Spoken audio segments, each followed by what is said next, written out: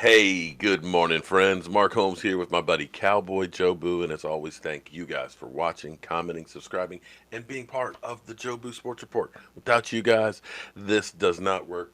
Let's get open for business and let's wake up my football gods here this morning. I hope everybody's doing great. Got to thank everybody who came by for our live stream last night.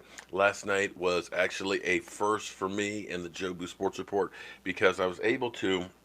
You know I'm technology challenged.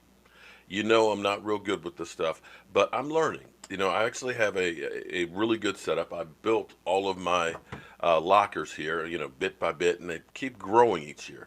I originally built this locker 3 years ago. Then I built this locker 2 years ago, and I built this one this past year.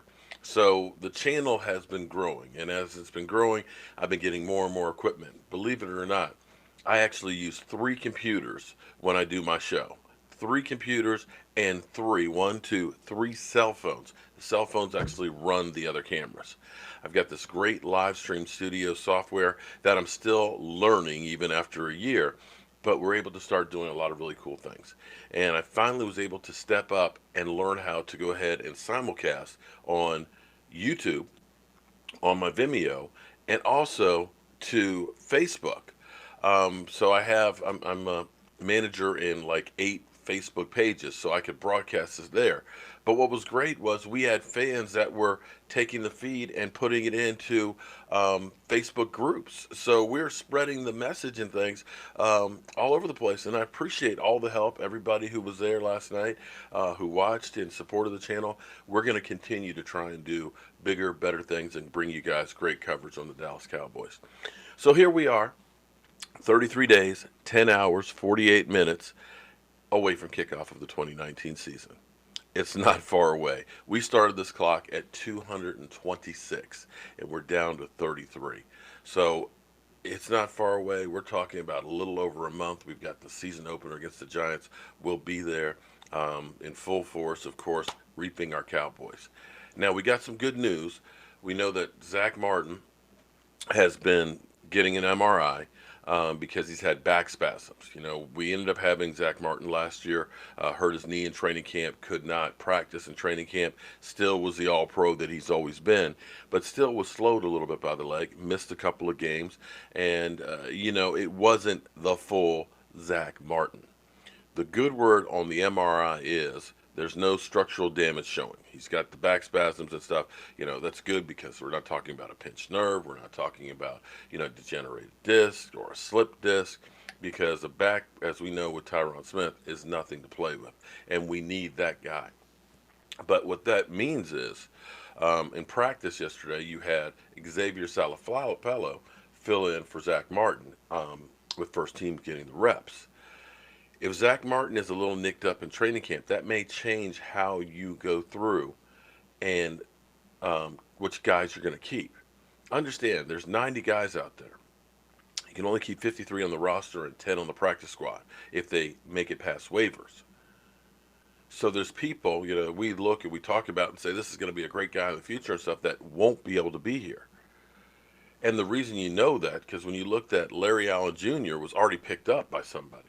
We know Alan Hearns, who, basically was going to be a fourth or fifth wide receiver. He's going to probably be starting in Miami. And there's a lot of other guys that are going to be in that position as well. But if Zack Martin's nicked up, and we know that Travis Frederick is still coming back from the syndrome there, you're not sure if he's going to be 100% and if Zack Martin's going to be 100%. So that may mean that you keep an extra offensive lineman, which means then you may not have been planning on keeping that extra offensive lineman. You may have been looking at keeping an extra defensive lineman. It's going to change the dynamics. And as we look at all of the people we have on the offensive line, if in a perfect world, if you have Travis Frederick 100 and can play the whole season, Zack Martin and Tyron Smith, you got Lyle Collins out there, you got Connor Williams. That's your starting lineup. And then you look at, say, a Joe Looney who, played lights out at center, can also play guard. And you got Connor McGovern, you used a third round draft pick on him, you're not going to get rid of him, so he's going to make it. And he can play guard, center, and I believe tackle as well. So he becomes a swing guy, but he may not be quite ready yet.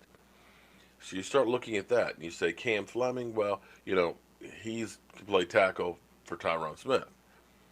and you look at it and say maybe Xavier Salafalo would have been the odd man out. This, I think, helps make it easier for Xavier Salafalo to make the team. But we'll see how all that shakes out. And a lot of it also, too, depend on how well Connor McGovern ends up playing. If you look at him and say, you know what, he could be a starter day one, then that makes Xavier Salafalo possibly expendable because then he could move over and play either the guard spots possibly, if you want to trust a rookie, if Zack Martin gets hurt, and becomes your swing guard center tackle, and then you've got Cam Fleming. But we'll see how all that works out. And we had a great time last night with the show, and so many people have shared this clip with me. This is one of those ones that the trolls love you. One of the ones that we just get tired of. It's just amazing the hate and the disrespect that people have for the quarterback of ours, Dak Prescott. And let's make no mistake about it. People who are not that well known as far as being a talking head. If you want publicity, if you want people to talk about you, if you want to make a name for yourself, there's only one thing you got to do. And that's talk about the Dallas Cowboys and their quarterback. And people are making a career literally of coming out with the dumbest things in the world about Dak Prescott. Here's Bart Scott. We'll appease this clip. Who's the last quarterback with intangibles that we saw win the Super Bowl? Brady's got intangibles. I know Brady's great. He's the greatest of all time. But a lot of it is his intangibles. A lot of it with Joe Montana was his intangibles. But Brady doesn't need anyone else on that offense to play well. Dak needs those two other guys. He does. He doesn't throw it like Brady, obviously. He needs a perfect situation to be a great quarterback or a second-tier quarterback. I'll let him walk and take Teddy Bridgewater, and you'll have a better football team. You give me Teddy Bridgewater right now, and the Cowboys are better. Shiny suit team. man delivering tapes. Oh, man. Who's the last? Okay. Teddy Bridgewater. Now, I'm not trying to make anything about Teddy Bridgewater. You know, Teddy Bridgewater's had injury history. Okay? Teddy Bridgewater's not a bad quarterback. But I'm looking here because these are Teddy Bridgewater stats. Minnesota, completion percentage, 64.4, 65.3. First year, 2,919 yards. Second year, 3,231 yards. 14 TDs each year, 12 interceptions the first year and 9 the second. Average down the field, 7.3 and 7.2. Okay. Then he got injured in 2017. New Orleans signed him, and he's a backup. And I'm looking at these numbers where he's got a total of 6,268 yards, has a 17-12 record.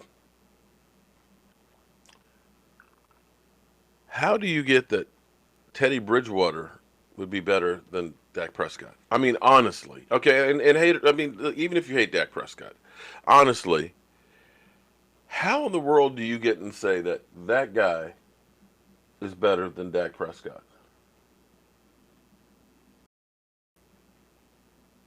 I'm not saying that Dak Prescott is Aaron Rodgers or Big Ben or Russell Wilson yet. I'm not saying that. It's possible. We looked at Russell Wilson. Russell Wilson's first 3 years were less than Dak Prescott's first year, and you see how he progressed a lot because of a need, because their offense changed because they didn't have beast mode and they didn't have the defense that they had before, and they weren't dominating teams, so they had to pass the ball more to try and catch up. But I'm not begrunting any of those. But honestly, Bart Scott, how do you honestly say that you'll take him in a heartbeat? I just don't get this, unless there's just another agenda. Because nobody would have been talking. I certainly wouldn't have been talking about you unless you trashed my quarterback. So we're beginning to realize what it's really all about. It's about making a name. It's about getting publicity. It's about getting clicks. That's the only thing that I can come up with on this. I'll be glad when Thursday gets here so we can actually talk about a game on the field and play on the field. And I know our starters may play a series or two. And last year, Dak Prescott literally only played, I think, 3 series in preseason. So we won't get that much real football and stuff on there, but at least it'll be the Cowboys on the field. So let's hope for another great day of practice and that nobody gets hurt and we see some really, really great things. I'm Mark Holmes, and oh, don't forget, today, friends, it's E2 Blues birthday. We're going to be going over to Dave and Buster's to see him and wish him a happy birthday today. So go over to E2 Blues channel, say something to him, wish him a happy birthday, congratulate him about being a new father and stuff, and subscribe to his channel as well. You know, he's out there putting in the work, just like Michael Anthony Fitness and Law Nation and Vosh and all these great YouTubers bringing you the best content there is. I'm Mark Holmes, and I'll see you guys later because I got some work to do.